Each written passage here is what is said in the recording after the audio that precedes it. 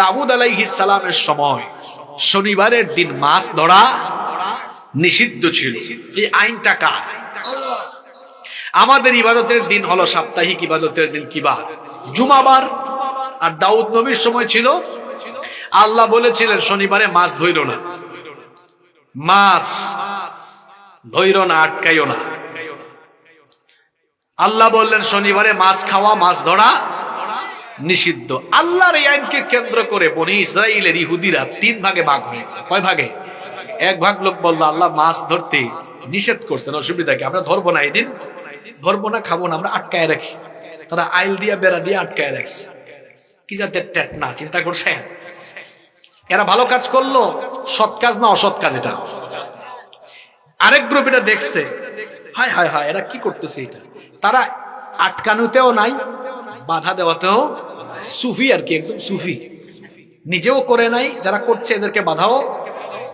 তিন নম্বর গ্রুপ, এরা মাছ ধরাধরিতে নাই, কিন্তু যারা ধরতেছে গিয়া কয় এই মাছ ধরতেছো কেন, আল্লাহ তো নিষেধ দিয়েছেন, খবরদার এটা করো না।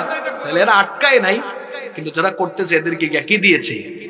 বাধা দিয়েছে, অসৎ কাজে। আল্লাহ যখন এদের জন্য গজব রেডি করলেন, ফেরেশতা হিসাবে আল্লাহ গজবটা কার উপরে দিতাম? এখানে তো তিন ভাগ আছে। আল্লাহ বললেন যারা বাধা দিয়েছে আর যারা আটকায় নেই এদেরকে বাদ দাও, গজবের আওতাভুক্ত এরা, বাকি দুই ভাগের উপরে গজব দাও। ফেরেশতা কয় আল্লাহ দুই ভাগের মধ্যে এক ভাগ তো আটকাইছে, আরেক ভাগ তো আটকায় নাই, তাদেরকে গজবে ফেলবো কেন? আল্লাহ বলেন গজব আগে তাদের মাথার উপরে আগে দাও, কারণ তারা আটকায় নাই, কিন্তু যারা অসৎ কাজ করেছে এরা গিয়ে তাদেরকে বাধা দেয় নাই। বনি ইসরাইলের প্রায় 70,000 ইহুদিকে একদিনে বানর বানিয়ে দেওয়া হয়েছে। যুবকদেরকে বানর আর বয়স্কদেরকে শূকর বানিয়ে দেওয়া হয়েছে। বান্দরের ঘরের বান্দর যে বাংলাদেশে এত আছে 2023 সালে দেখলাম। প্রকৃত ইতিহাস তোরা জানিস না, বান্দরের ঘরের বান্দর মানুষ থেকে গুনাহ করার কারণে, অন্যায়ের কারণে গজবে পীড়া মানুষ বান্দর হয়েছে, বান্দর মানুষ হয় নাই। এই দুই শ্রেণীর উপরে যে গজব আসলো, এক শ্রেণীর লোক সৎ কাজ করেও ক্ষতিগ্রস্ত হলো, গজবে পড়লো। কেন? সৎ কাজ করেছে, অসৎ কাজে বাধা। তাহলে কি বুঝলাম?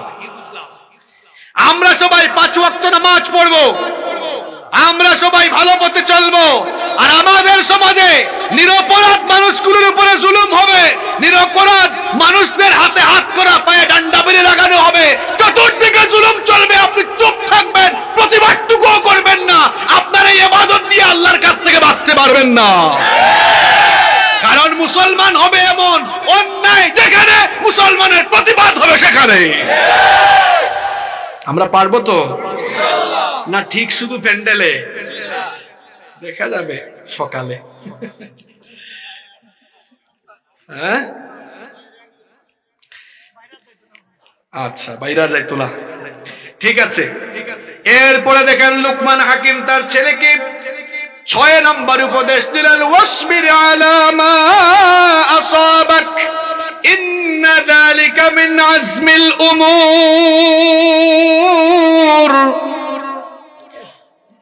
লোকমান হাকিম বললেন বাবারে তুমি মুসিবতের সময় ধৈর্য ধরো। আর দেখেন আয়াত নাজিলের সিস্টেম, সুবহানাল্লাহ।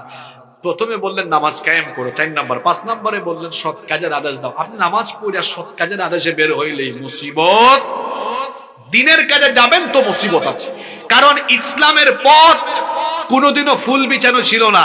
আপনি কোরআন হাদিস পড়ে দেখেন, পৃথিবীতে যত নবী রাসূল দাওয়াত দিয়েছেন সব নবী রাসূল কাফেরদের হাতে, জালেমদের হাতে মার খেয়ে রক্ত ঝরিয়েছেন, তাদের অনুসারীরা শহীদ হয়েছেন।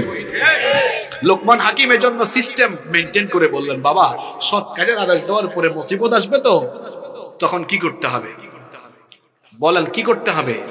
সবর অবলম্বন করতে হবে। সবরের কথা বললেন 7 নম্বরে বললেন ওয়ালা তুসাইর খাদ্দাকা লিন্নাস।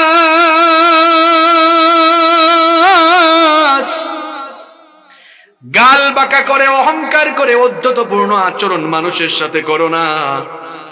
দেখেন সুন্দর স্বভাবের শিক্ষা বাপ ছেলেকে দিলেন, বললেন গাল বাঁকা করে মানুষকে তুচ্ছ তাচ্ছিল্য করে কথা বলো না, বরং মানুষের সাথে সুন্দর ভাষায় সুন্দর মতো কথা বলো।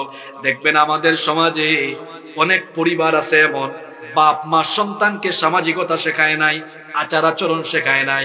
দেখবেন তাদের বাড়িতে গেলে বাড়িতে গেলে বাচ্চা কাচ্চাগুলো হাঁটাহাঁটি করে কিংবা বসে বসে মোবাইল টিপে ল্যাপটপে বসে থাকে, টিভির সামনে বসে থাকে, মেহমানকে এসে সালাম দেয় না, সুন্দর করে কথা বলে না। বলুন তো এরকম পরিবার আছে না নাই? তাহলে সন্তানকে আদব কায়দা শিক্ষা দেওয়া, আচরণ শিক্ষা দেওয়া, সামাজিকতা শিক্ষা দেওয়া, এটাও হলো বাবার দায়িত্ব, মায়ের দায়িত্ব।